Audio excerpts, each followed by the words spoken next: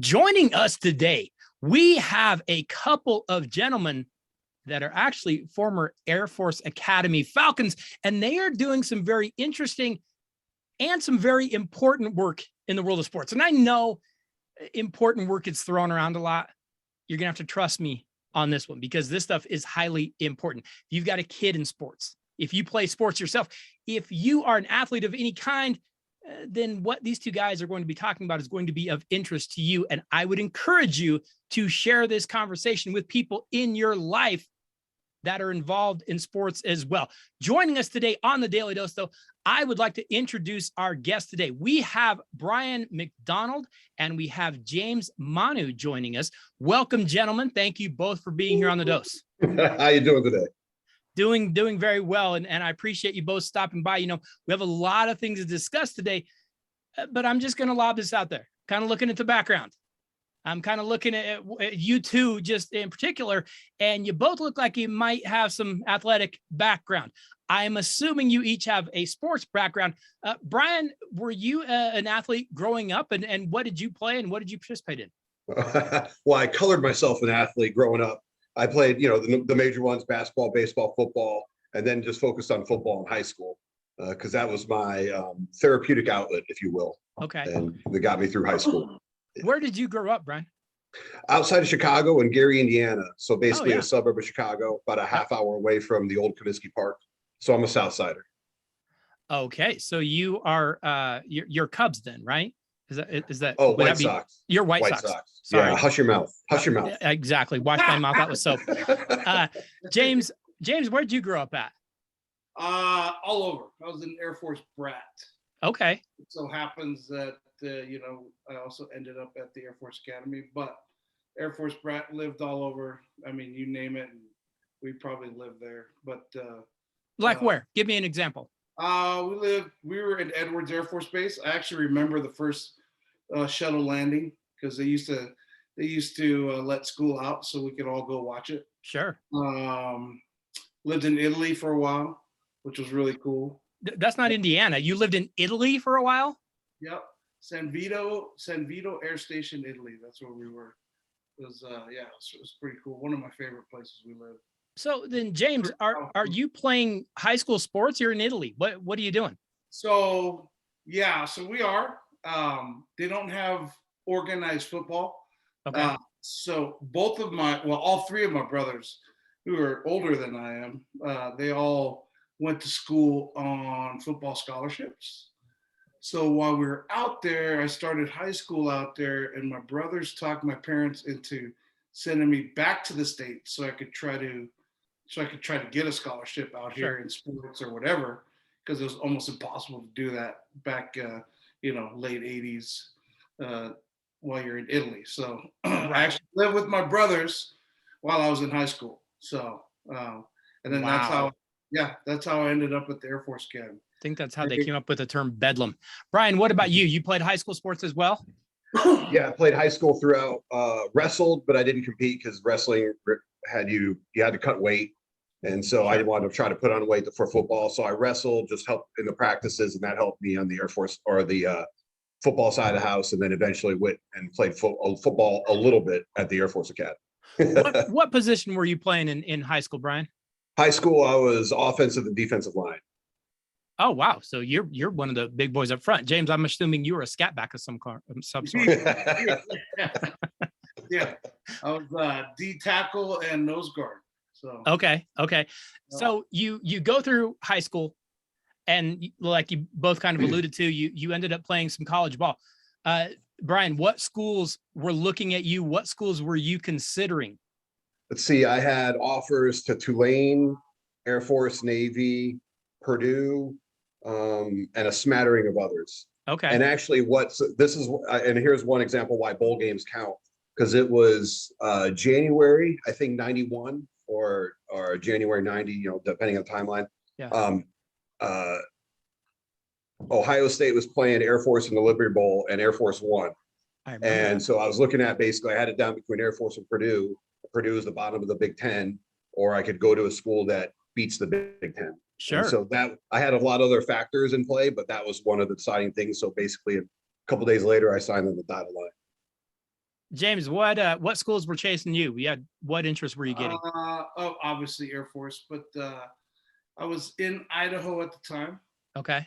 Brothers were attending Idaho State, so it was mostly West Coast. BYU actually was one of the first to come and offer me. Washington, Oregon, Utah State, and then some smaller schools at the time, which were Big Sky Conference schools like Idaho State, where my brothers went in Idaho, and just like Brian, just a host of other smaller schools as well. So it was all the Samoan focused colleges, basically. Yeah, exactly. Right. back when we were sending VCR tapes to coaches. Yes, I remember those days. James, you pick the Air Force Academy. Yep. What was it that got you to go Air Force? It was purely educational. I figured that the postgraduate part of the Air Force Academy had a lot more upside than possibly the others. So it was purely, obviously as a kid, you always have, dreams and aspirations of going beyond college, but it's I guess the closer you get to that, I guess the more realistic you become. And if it happens, great. If not, then at least you have something to fall back on. Brian, same for you. Was it academic, or what were you looking at? Because I know you had Navy looking at you too. Definitely academics was in play. I did well in high school, so the academics, I didn't, it was important to me. But also one of the factors was I lived a pretty fun high school career.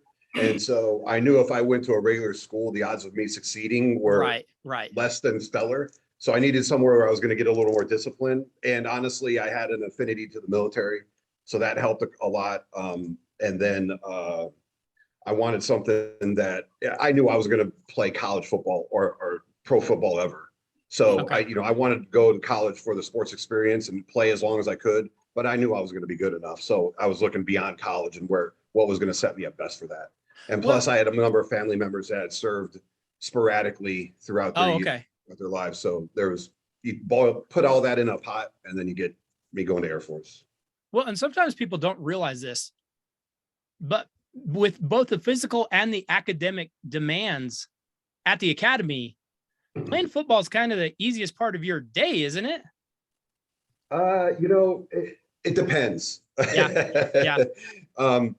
It definitely freshman year, it gets you out of some aspects of the military life there, but there was a lot of days where I think I much rather would have been, just getting yelled at for a few hours and getting beat up for a few hours. I might have had a longer career because of that, but it's a trade-off, and that's what I think a lot of people that don't play sports in college don't understand. Right. And when you come back, from practice and you're dog tired, you still got to eat and you still got to do your homework and get to sleep some amount of sleep. And then you just rinse and repeat that, 6 days a week. I'd say football ends up being, or any sport for that matter, ends up being a lot more challenging than just living the normal life. Well, and going on to that next level, what kids don't realize so many times, it ends up being a job. And that's what it is. It is your job. It's how you're going to school. So many kids are like, yeah, it's not fun anymore. Yeah, I got news for you. It's not really about that anymore. You're paying for your education. That's kind of what you're doing. One thing that I know when I was coaching basketball, we had sent a kid to the academy, and it's not always just straight in. Sometimes they send you to prep school to get you ready for the demands of the academy. Was prep school involved for either one of you? I did go to the prep school. Oh, you did? You're there. What was that experience like? Man, it was great. It was actually, if you're not sure about anything as far as the academy or the military, and for even that, as far as that's concerned, it's prep school is a great place to go to just kind of get a taste of what it's going to be like once you get in, up on the hill. We called it, Okay. But it was crazy times. We didn't realize how great of a collection of athletes we had there, and even coaches. I mean, our head coach was Ted Sundquist, who later became the GM for the Denver Broncos. Well, so, Ted Sundquist is a pretty darn good football player himself. He was a fullback down at Air Force, and he was pretty good. And like you said, he was a GM for the Broncos. He brought in some big time players here to Denver. Yeah, so it was wow. was a great experience, actually. That is very, very cool. Speaking of, some of the guys maybe you coached with, you played with, whatever. Brian, best player you ever played with or against? Who do you have on your list there? This is actually funny because it's not a football player. Okay. Actually, my claim to fame is in 9th grade, I had held Glenn Robinson under 30 points. Wow. Well done. Yeah. That's the big dog, right? The big dog. And he didn't dunk on me the whole game either. Outstanding. Brian, how tall are you? 6'1" in the morning, maybe closer to 6 foot. Wow. And you were holding the big dog down. I love it. I just got on his knees and his hips because I was shorter than him. And he was a grown man in 9th grade. So well, and you know what? Big players, we used to always say big players don't like their knees being messed with. So if you sat on his knee, he probably backed up. That's just how that's just how that works. James, what about you? Best player you played with or against? Wow, that's a good one. Probably, man, I've got a couple. Okay. Do a couple. High school, probably Jake Plummer. Okay, really? Jake Yep. the Snake was an Idaho kid, wasn't he? Yep. Went to Capitol High School. Played him. He was a couple years younger than me. So my senior year, I played them in a playoff game. I will say I did sack him 3 times that game. So, outstanding. Well done. And then with probably, at Air Force, we had this outside linebacker, Virgil Simpson, that was amazing. But in high school, probably the East-West All-American game that I played in, either Tony Baselli or Drew Bledsoe. So. Oh, yeah. Wow.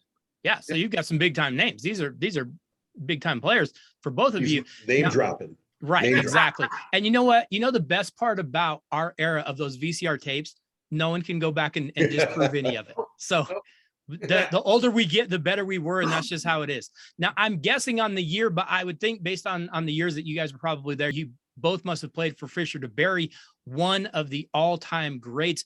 Fisher won games and he won them somehow at a military academy. He took his team to like 12 bowl games, running that fishbone offense. What was it like, Brian, playing for a coach like Fisher DeBerry?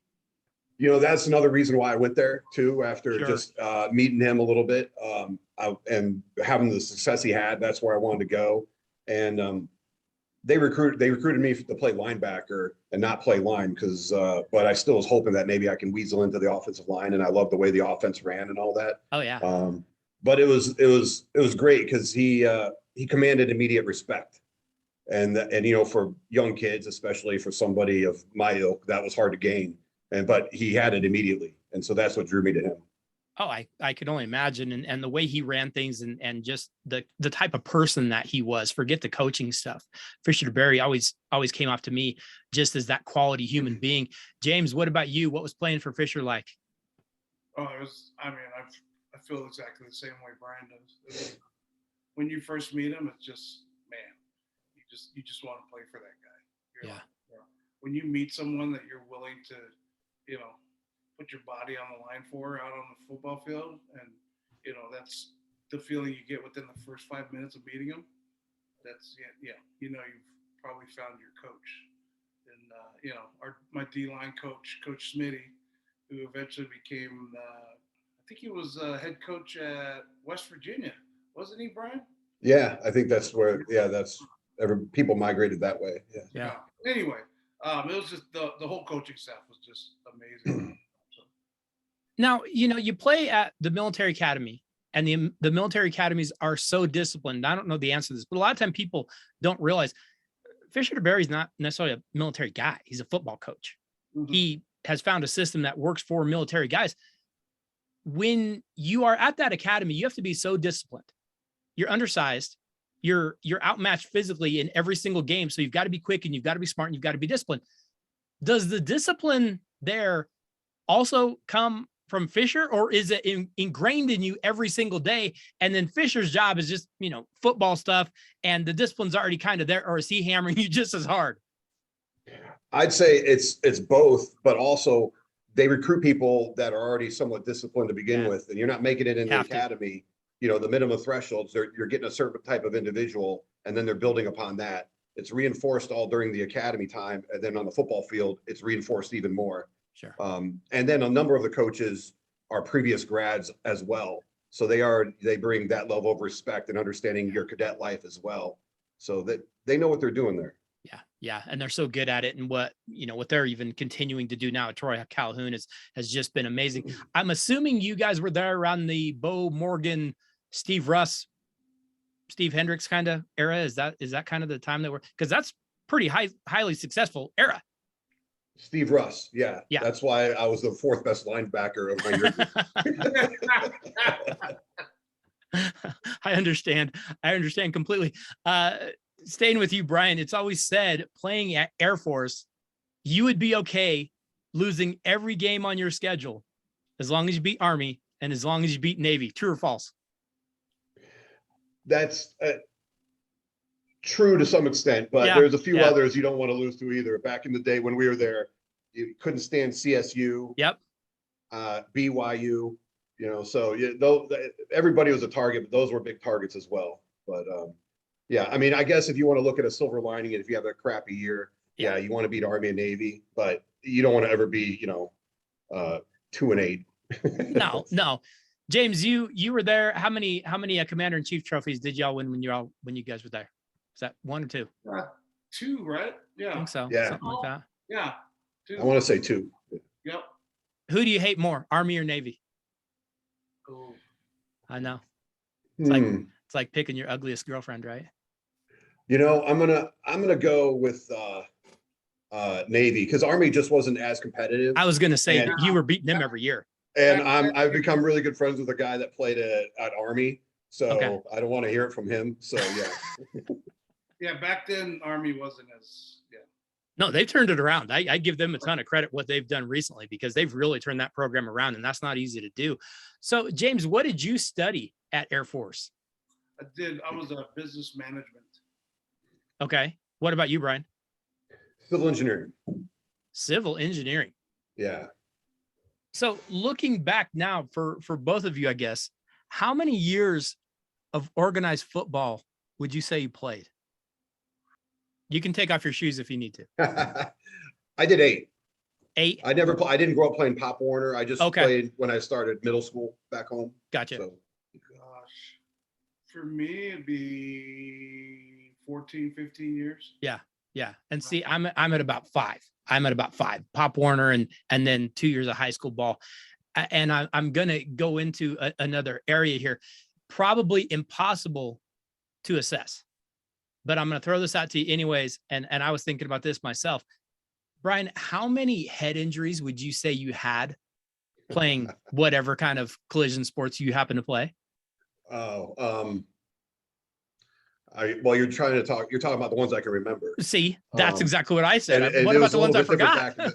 it was a little different back in the day. There's a week of the academy that I really don't recall, and I have the same experience in high school. So I mean, at least a minimum half dozen that would probably be fully documented, but I'm sure it's been much more than that. Right, James, how many for you? I mean, just off the top of my head, just thinking close to a dozen. Yeah. Yeah. And again, we're probably going under. I'm guessing. Yeah, we're probably going under. Nobody paid attention. Like I remember a couple of times when I'd get up from a hit woozy, the coach would throw me back out there to make sure I did it again right, because I got sideways on that play, right, and I was in no condition to be doing that. But nobody thought about that stuff at the time. That was not a thing. You got a stinger. Get back out there. It used to just be how many fingers? Yep. Okay, go. Maybe give you some smelling salts. Yeah, no, I'm fine. You go staggering back out there. And as a result, because of what you both have done, you definitely have a reason to care about kids getting hurt playing sports that you love, or, any sports that kids are passionate for. Brian, when you kind of get done with your time at the academy, though, you stayed with the Air Force, didn't you? Yeah, I did. I left the Air Force in 2007 after 12 years. Okay. Because of the deployment cycle, and I had 2 little kids. I was Sure. home a year, gone a year, home a year, gone a year. After doing that twice, I couldn't leave. My second newborn was on the way. I couldn't leave again. So I had to do something different. But I didn't want to, I wanted to stay in the DoD arena. So I started a consulting program for supporting engineering on the DoD side so I can keep my toe in the water a little bit. I see. And you were going down this engineering path and studying engineering the whole time you had been at the Air Force? Correct. Yeah, I was a civil engineer in the Air Force, and then I got a master's in environmental. The Air Force paid for that while I was there. And then I also got an MBA. So I wanted to use those degrees, but also continue to support DoD in some way, shape, or form. Folks, I don't know if you're getting this right now, but I want everyone to understand Brian's a really, really smart guy. I'm just trying to keep up here. Like, I'm just talking dumb football. Brian's a highly intelligent guy. Brian, you did some work in the world somehow of surfing. What were you doing in the world of surfing? Well, it was actually, you know, good fortune on my part. It's better to be lucky than good. But I was getting a little, just a little burnt out on the consulting gig. And at that time, I had already moved out from Colorado to out here in Carlsbad, California. And then they approached me and they were looking for somebody to lead engineering because they built a man-made wave lake up in Lemoore, California, and they wanted to build more of those. So they needed to take the mechanical side and replicate it and build them in Brazil, Australia, what have you. And it's part of the World Surf League. And for everybody else that's landlocked, the World Surf League is like the NBA of surfing. It's a professional surfing sanctioning body. So that was leading engineering for that and trying to replicate that product elsewhere until things got squirrely during the pandemic, and then they decided to shut down for a while. But it was a great opportunity, and it was awesome to apply some of my skills and talents, but it's something totally different. Sure. And I love surfing. I first learned to surf in Boston, Massachusetts, of all places. Wow. And then moving out here, I was able to, do that. So it was a good run, a good learning experience as well. That's incredible. And what are you surfing on in Boston? Samuel Adams? What's the surfing situation? I had a young punk kid working for me there when I was first stationed there. And then he lived in Gloucester, Massachusetts, and introduced me to it. But the waves are only good basically in the fall and winter time when they have the nor'easters passing through. The summer, it's very quiet. And so we'd go out there. You have to dress up like a seal and go out there and surf. But it wasn't that sharky at the time. Now you couldn't pay me to go in the water. Really? Yeah. Now no. Sharks everywhere. Yeah. James, you get out of the academy and you jumped right into coaching. What all sports have you coached? You coach youth sports and you coach a lot of different things. What all have you coached? I mean, obviously football was the first. And then once I started having kids, I had a very small stint in soccer, which I knew nothing about. You don't have to know anything, James. I'm going to let you in on a little secret. You don't have to know a thing. This is shocking. I did not know this. This is shocking. Yeah. Brand new information, isn't it? Kick the ball. And, you think you know somebody. Somebody. Right. Baseball. And then, ended up with all girls. And so eventually that turned into softball coaching as well. But I always kept my foot in the football world, and still kept up with guys that I knew there. And I always did, I always looked. I loved watching games and trying to break down defenses, and sure. It's been a lot of fun for James, sure. You and I have something in common. You coached male sports, switched over, and coached females. Yes, I did it in basketball. I coached boys for probably 15 years, and I switched over and I coached girls for about 6 years. Yep. What's the biggest difference for you? The biggest for me was the way that I spoke to them. Okay. Well, gosh, there were so many things. The way in which you have to speak to them and the way they learn is just it's so different.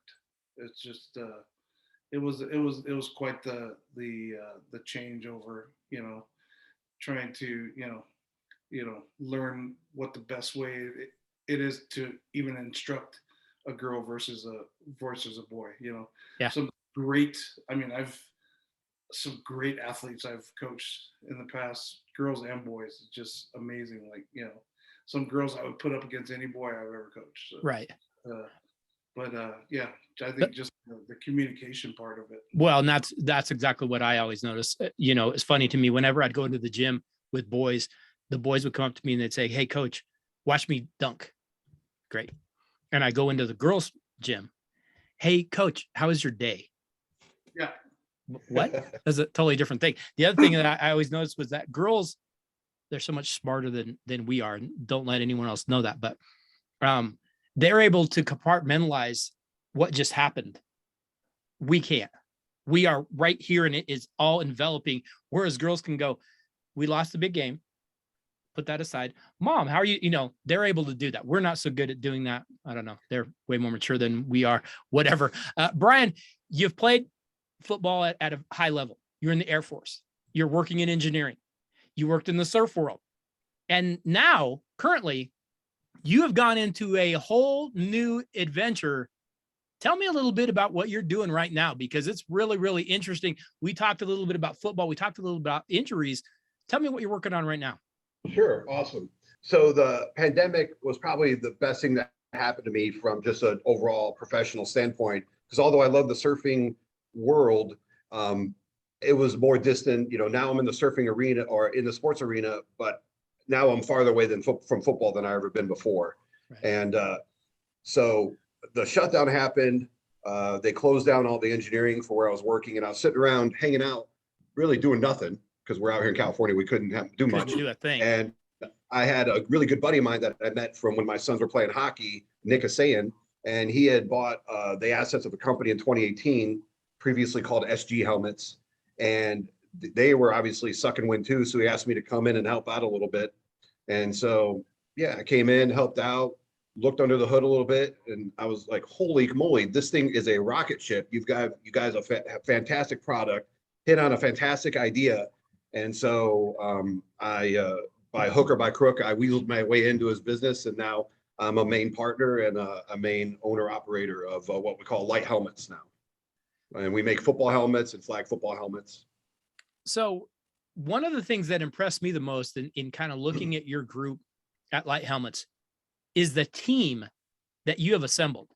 You have people from so many different backgrounds, from football, you know, like James, like ice hockey, surfing with you, but you also have people involved in auto racing. You have a military background, sports medicine, you know, neurology, psychology. How in the world did this group all come together? And I'll tell you, one of the reasons I ask is because my dad was an auto racer. My dad was a race car driver. You are not going to get any better safety equipment than what they're putting in race cars. We can talk about football and we can talk, nothing is going to go 200 miles an hour into your head except for a race car. So if you have people like that, you're taking your product, you're taking Light Helmets to a different level, because you've got to be the best of the best to have that kind of team that you all have put together. Exactly. And that's the other reason why I jumped into the business whole hog, because of the team assembled. Sure. And you're just right, taking race car helmet technology, if you will, and applying it to the football field, because the same principles apply. The weight of the helmet, the weight of the gear, that directly correlates to the stress on your neck and your cervical spot, you know, your cervical arena, your brain. So if you can reduce the weight in an auto accident or a football tackle or, you know, a head to ground contact, then you're going to reduce that overall collision, and then hopefully reduce the impacts on the brain and the trauma associated with it. So that's basically what happened. Bill Simpson, who was a pioneer in the race car safety industry. So Bill Simpson and Chip Ganassi started this company in 2011, and they put about 16,000 helmets on the field. It was the only helmet Dwight Freeney, Jeff Saturday wore through their careers, because the company was based in Indianapolis. And in fact, our face masks are 4130 chromoly tubing, which is the same tubing you use in race cars and roll cages and what have you. Right. So that's our SG heritage. But admittedly, Bill was getting up on in years, and their helmets weren't sexy. So the look is important, especially to the younger generation. Sure. So we took it, rebranded it, restyled the helmet to make it look a little bit better, a little more appealing, but kept the same composite shell, face mask, chromoly tubing, interior, simple and simplicity, fitment pads to provide an overall protection at half the helmet weight of a typical football helmet. which is incredible. And James, actually, you can see, if you're watching the YouTube video right now, you can see he's got a couple of helmets back there on his mantle, and they are good looking helmets. They're exactly what you'd look like if you were looking to, hey, I want to go be a high school football player or youth football player. I want something that looks like that. They're good looking helmets, light helmets. You guys are doing some incredible things. Like you said, you're taking race car technology, sometimes military technology, and you're putting it on the athletic field. The biggest test for athletic helmets going back decades, and you guys are old enough to know, I remember being a little kid, my first helmet was, it wasn't the single bar. I'm not that old, but it was like the Charlie Joyner. Remember the Charlie Joyner, the double bar? Yeah. Like that's what you had. But the biggest seal of approval you had to get was that NOCSE. You had to get the National Operating Committee on Standards for Athletic Equipment, I think is what it is. If you didn't have that, you had nothing. Light helmets are NOCSE safe, aren't they? Yes, we're NOCSE approved. Our face guards and we have 3 helmets: a varsity adult helmet and 2 youth helmets. They're all NOCSE approved. We've been selling them for about 3 months now. Okay. For this fiscal year. Brian, tell me a little bit about the Virginia Tech independent helmet ratings. So Virginia Tech is basically what I'd call the consumer protection for sports helmets. Okay. So it's that independent third party that you can go to get ratings and all that, because NOCSE is just a thumbs up, thumbs down. Right. Are you approved, not approved? But Virginia Tech, they have their own testing protocols for a variety of sports, youth football, varsity football, hockey, bicycle helmets, what have you. You can go to their website. You just Google Virginia Tech helmet ratings and you'll get to their website. And they're based on their testing protocols. They'll actually rank order the helmets from best to worst. They have a rating scale of 5-star, 4-star, 3-star, and all of our products are 5-star. We won't sell anything that's not a 5-star product. Well, and I looked at that. I was looking at the Virginia Tech helmet ratings when we were discussing this, and it kind of threw me off, I'll admit, because I didn't realize that their ratings are a little bit like golf. The lower score, the better. Gentlemen, yes. Is not that your helmets are neck and neck. You're completely outperforming the bigger names. You're crushing the bigger names with the performance in these independent helmet ratings. These aren't given by some, helmet company. These are independent ratings, and your helmets are crushing the competition. Oh, thank you for that. Yeah, it's our intent. What we enjoy competing with the Rydell, Schutt, Visus, who now is owned by Schutt, because we think they make fantastic products as well, and they have a lot of engineers on staff, and they've done a lot of research, and they have fantastic products too. But we believe helmet weight is a significant factor, and it's really hard to test for what helmet weight saves you as far as a collision goes in the lab setting.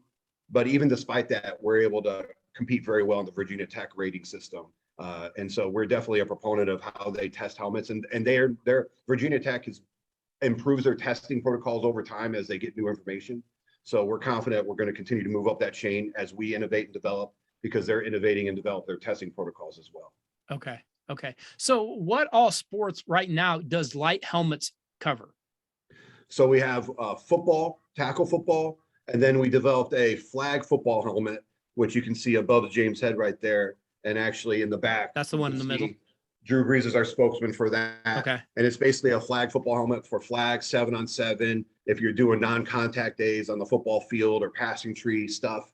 And Virginia Tech rated it the #1 headgear, soft shell headgear out there. And actually, we are the only headgear to get a perfect score in their rating system. So we're pretty confident it's going to be a good product for a long time to come, because unless they change their testing, nobody's going to knock us off the totem pole. Right. Any other sports that you guys cover, or is it primarily just football right now? Right now, we're focused on football. We have a hockey helmet designed, but we don't want to take our eye off the ball right now. So we're going to stay in the football. And so next year, we'll probably methodically introduce a hockey helmet. And what our plan is to use these same materials, but just restyle them for that specific sport, whether it's hockey, lacrosse. We want to do a baseball helmet that has an interchangeable mandible protection, so you don't have to have a lefty or righty. You can just flip it off from one side to the other. Oh, wow. And then we have a few other strategic plans after that. Okay. So as of right now, who all is kind of wearing light helmets? Is it mostly youth leagues? Is it high schools? Is it colleges? Is there any talk about getting into the NFL? So I'll start from the market is a pyramid, with youth football being the bottom of the pyramid, Sure. because there's the most consumers there from a business standpoint. So our youth products are flying off the shelves because our youth helmets weigh about 2.5 to 2.7 pounds, depending on the customization you have. And Noxie is going to come out with a standard in the next year or two that all youth helmets have to be 3.5 pounds or less. And right now we're the only helmet that meets that criteria. Wow. So a lot of parents are catching on to this, that, you don't want your 80-pound kid that's starting out in Pop Warner wearing a 5-pound helmet. No. And so I truly believe our youth helmets are the way to go, not because it's our business, because it's the safest product out there for a youth football player. We're definitely in a lot of high schools. Cathedral Catholic, who was the won the state championship here in California this most recent year, they started out trying out 6 helmets a couple of years ago. Then last year they ordered 40, and then this year they're going to order a bunch more. And that's how it usually works with the bigger high school programs and college programs. They dip their toe in the water, they test them out, because honestly, once a kid wears this helmet for the first time, they're never going back. Well, he's shocked at first because it's so light, he feels like he's not protected. But then after he gets on the field and has a couple hits, he's like, oh yeah, this works out pretty well. And especially towards the end of the game or end of 2-a-days, your neck's not hurting, you don't have that headache. So it sort of sells itself, but now we're getting it out there. We have some helmets across some of the colleges. We're going to have a number of colleges this year testing them out, and a few key players in college. I'll just leave it at that at the moment. Okay. And then a number of high schools. I mean, really the shutdown last year dampened our spirits a little bit because we weren't allowed to sell much. Sure. But this year we've got our supply chain figured out. So we're out there in full force selling strongly. Now, over the past decade or so, we've really started to hear a lot about all the CTE stuff, especially at the NFL level. We see the NFL changing their rules. They're going to all but eliminate kickoffs. We're not going to allow, head-to-head contact, number of things. I'm looking at what they're doing, and maybe I'm mistaken on this. I don't really see them lowering their numbers. I see them wanting to look like they're lowering their numbers, but they honestly, we're just trying to get it by the players union. We really don't care. Is the NFL really lowering their numbers? Are they really wearing better equipment? Because you'd think that would be a good starting point. We have a slight disagreement with the NFL right now. And to answer your previous question, we're not in the NFL right now. We sent our current helmet, we call it the LS2, as is. Helmet. We didn't make a helmet specifically for the NFL. We sent our helmet that we'd sell your high school kid, your college kid, your older Pop Warner kid. We sent that same helmet to the NFL, and it missed making what they call their helmet poster for the year. So it tested, and it was right below their threshold of where they would say players can wear it for the year. But we disagree strongly with their testing protocols, because they have different helmet testing protocols than Noxie or Virginia Tech, and we feel they favor a very heavier helmet. So what we did after the results came out a couple months ago, we sent this helmet in, which is an LS2, but we call it our BA1, which stands for boat anchor number 1. We added 2.2 pounds of lead tape to the exact same helmet that we sell, and sent it into the NFL testing lab, and it tested. It would have been number 3 on their poster so we could make this helmet right now and sell it in the NFL as is, by just adding 2.2 adding weight to it. Yeah, we're not doing that, but we just wanted to prove to them with some data. Again, it's not statistical data because you need to do it over and over. Right. But we're talking to the NFL saying, hey, your testing is a little flawed. We want to be on board with you to help make it better. Because we have a number of NFL guys that want to wear this helmet tomorrow. Sure. So we're in discussions with the NFL right now. Just one other data point I'll point out. Okay. They've had concussions go down over the course of the last 5 years, in-game concussions. But they've changed the rules over the last 5 years. Exactly. So how do you account for what rule changes have played into that, or what their helmet testing has done, and their helmet technology, if you will? But their in-practice concussions have flatlined over the last 5 years because the rule changes don't apply in practice. So if all of the helmet testing is working, why are your practice concussions going down as well? Well, and it's interesting to me because I know that you both attended the Air Force Academy. You were taught how to do things the right way. When you think about head injuries, so many times, you both know, a lot of it is poor technique. A lot of it is being taught to lead with your head.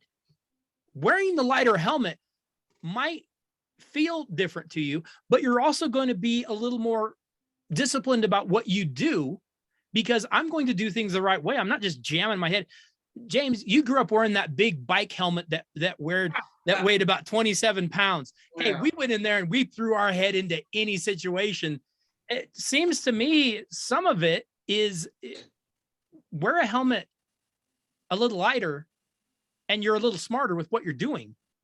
Also changes things. I think you've got a superior product and the tests prove it. But also some of this can go back on coaches and some of this can go back on some of the training that these kids are getting. I don't know that we're always doing the right thing. And you talk about the NFL, and the NFL might be the prime example. No, we want a big, heavier helmet. Do you? Is that what's best for these people playing this? Because that doesn't make that much sense to me. Am I crazy? No, and no helmet can protect from all concussions. No, all injuries. Of course so not. that doesn't exist. But you're trying to reduce them. Yes. And probably 50% more. I don't remember the exact numbers of concussions aren't from the initial impact. It's from the whiplash effect and head to ground, head to knee, head to body, or you get smacked from the side and your head goes this way and then goes this way. And so all of a sudden, if you put more weight on the worst part of your body, now you have that much more mass going back and forth and you have that whiplash effect. And your neck can't support that. And there's some recent good studies that come out that show neck strength is directly proportional to your susceptibility to a concussion. So you can only make your neck so strong. So the only other thing you can do is take weight off of your head. Absolutely. No, that just makes sense. Okay. So let's say I'm a parent, I'm an athlete, I'm a coach, and I have a fully functional brain and I can see this data and I can make an intelligent choice. Can I order these helmets right now? Can I get them fitted? Can I get them painted to match my team's colors? Where does someone go to get information to place an order to come get your product? Because your product is looking like it's superior. And if I'm a parent with a kid playing high school or even youth sports, I'm looking for where you're at. Where can they find you? Fantastic. Well, first off, you visit lighthelmets.com, LIGHT helmets.com. Okay. And that we have a bevy of information, studies, what have you, and also a configurator where you can go through the options to order a helmet. We make helmets to order. So we don't have a stock of helmets sitting on the shelf. We don't make a helmet until we get it ordered by a team, a coach, or an individual or a family. And then we go ahead and make it and ship it. We have basic colors available and they're listed on our website, but we can match any color out there. We just need a physical sample to match it and we'll paint match anything. And we've done that for a number of schools that have unique colors, if you will. And then we also have a number of channel partners or regional sales reps throughout the country. For example, James owns basically the Rocky West region. And so he can service your needs as well. If you're a team, a program, you need to physically reach out and touch somebody and see some samples and actually try some on. And we fit our helmets a little bit differently than the other companies. We use the circumference of your head, and then we have a fitting chart on our website, and all of our partners do as well. And then that's how we style the heads. And then the only other thing I'll point out is our helmets are resizable. This helmet shell is ubiquitous, whether you get a small or extra large. What happens is if you want an extra large, we just put a different liner inside. Still affords you the same amount of protection as a small, but the liner size changes what the helmet size is. So we can resize 57 helmets.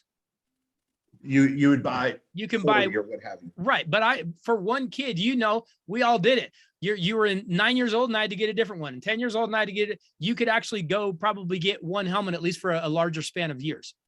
Exactly, because the helmet per NOXI and all that, a helmet is made to last 10 years, but you have to recertify it every 2 years. Right. So theoretically, you can buy your 14-year-old a helmet in 2 years, send it back to us for recertification, and then we'll upgrade it from a medium to a large, and you get another 2 years out of it. Send it back in, we'll make it an extra large, get another 2 years out of it, and what have you. So yeah, that's the cost benefit to the consumer, and that we were strong in. Our helmet isn't the cheapest out there, but is it by far not the expensive, but right. Lifetime value to the consumer, it definitely is the best value to a parent and the player. Well, and correct me if I'm wrong, but not only can you purchase helmets, but you can have your helmet totally reconditioned if you need to, can't you? Sure. Yeah, you have to do it every 2 years per Nazi rules. Okay. You can send it in every year if you want, like if you need to resize it. And then that reconditioning also includes painting, refinishing the face mask, what have you. And a lot of people change teams over time too. So when they Sure. need to change teams, they send it to us. We'll repaint it, recondition it, and send it back. And you're getting theoretically a pretty new helmet. Yeah. Yeah. Hey, Light Helmets also has an ambassador program over there for people who are, wearing them, who are, putting out some information about them. Can you give me a little information about that ambassador program you've got over there? Oh, certainly. So we started this and it's growing by leaps and bounds because we had a lot of families that were interested in promoting our product at a lot of these, say, flag football events. Sure. Drew Brees' Flag Football League, FNA, Football in America. I think they're up to 29, 30 leagues across the nation. And so who's going to be that spokesman and that point person at that particular field or for that particular league to introduce the product, to help promote it and have the ability to help get people serviced and fitted, if you will. And so we wanted to do something for them as well. So people sign up for the ambassador program. We'll give them an ambassador kit of all of the displays and product that they need. And then they also get a discount for the product, and they get a commission, if you will, for everything that sells through their pipeline. I see. So it's a way to be a Light Helmets partner without really taking the heavy lift of starting a business, if you will, or investing in the product yourself. Understood. Okay. I truly believe that institutions like the NFL, they're always kind of stuck in this is the way we've always kind of done things. And because of that, they have silly things like weight rules instead of just looking at performance. But the bottom line is that Light Helmets are outperforming the helmet competition that's out there, and getting kids wearing these is going to save so many kids from some of the long range effects that I know the three of us on this panel right now probably have felt at some point due to the sports that we played, or even, just accidents or whatever. That to me is the most encouraging thing. If you are involved in youth sports of any kind, I'm telling you right now, you owe it to yourself and to the kids that you're dealing with. You need to go to lighthelmets.com and check this research for yourself, because what they have going over there, very, very impressive stuff. Brian, James, I love what you and your team at Light Helmets is doing. You're providing a product that has so much efficiency, but has so much safety, and it has kids absolutely involved. We want kids playing. We saw over the last 3 years, if kids aren't getting to play, a lot of times we're losing them. They're slipping through the cracks, and that is a horrible thing. We know what sports have done for us in our lives. I want to see more kids out there. I want to see kids being safe, wearing a product like this. Truly, I said at the top, this is truly important stuff. It is stuff that protects kids and allows them to play sports safely, which I am always going to support. Brian, James, on, for Light Helmets, I want to thank both of you for coming by the Daily Dose, sharing some of your backgrounds, sharing some of your story, and sharing a ton of information about a really, really important product. Like I said, you owe it to yourself to stop by lighthelmets.com. But Brian, James, thank you so much for stopping by. If you have any closing thoughts, I would be glad to hear them. Now, just in closing, I am where I am today because I played football. I give it 100% credit. It helped me through some of my times I struggled before high school and during high school. It was my outlet. And the friends I made, I only made them because I played football. James is a prime example. I would not know James if I didn't play football. I probably wouldn't have gone to the Air Force Academy if I didn't play football. And so I'm very grateful for having the opportunity to play. And I just want other kids to have that same opportunity, but in a safer environment. And that's why we're in business. Couldn't agree with you more. Outstanding. Very, very well said. James, what do you have for us closing? I'm right there with Brian. I mean, a lot of what I have and who I am and who I'm around is due to football. Like Brian, I played several different sports, but football was my main driving force. All my brothers, we all went to school for football and with football. And, a lot of the friends we have today are because of that. So, we are being a coach in youth sports for so long. you see how some of the thought process needs to change. Yeah. In some areas. Yep. Helmets is one of the big ones. And so when, you know, Brian and I, we talk all the time, but when we first started talking light helmets, it was just like, man, this is, you know, this is amazing. So, you know, when he approached me and asked me if I could help him on the sales side, of course, 1000%. Yeah. And it, not just because it's a sales type of opportunity, it's just something that you can really stand behind. I mean, it's Sure. something that you can be very, very passionate about. And so I'm looking forward to it. So we, you know, that's why, you know, he gave me some opportunity here in the Rocky Mountain region. So we started 26 Sports. It's the number 2, and then then the word 6. Word 6. Sports. Yep. SIX. Okay. 6 Sports, and we cover all the Rocky Mountains, Nevada now, and then Hawaii is another really big one for us. So yeah, I'm excited. It's going to happen, and it's going to be we're gaining ground really quick. So Well, and isn't it interesting with what we've gone through over the last 3 years? And we saw, you know, with the pandemic and so many people struggling, and so many people struggling, you know, personally in their own lives, and with what to do and where to go and how to deal. Isn't it interesting how many times you fall back on what you learned when you were playing football?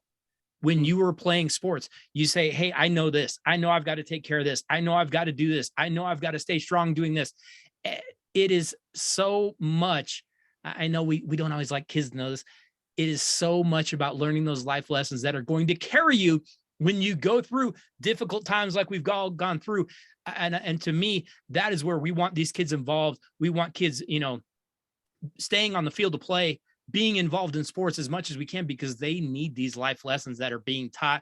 Gentlemen, I want to thank you both for stopping by the Daily Dose today. Know that that you're always welcome anytime you got something you need to come on and talk about. You let me know. We will have you back on. But thank you both for coming on today. I appreciate it. thanks, Great Clint. time. Thank you. Thank you.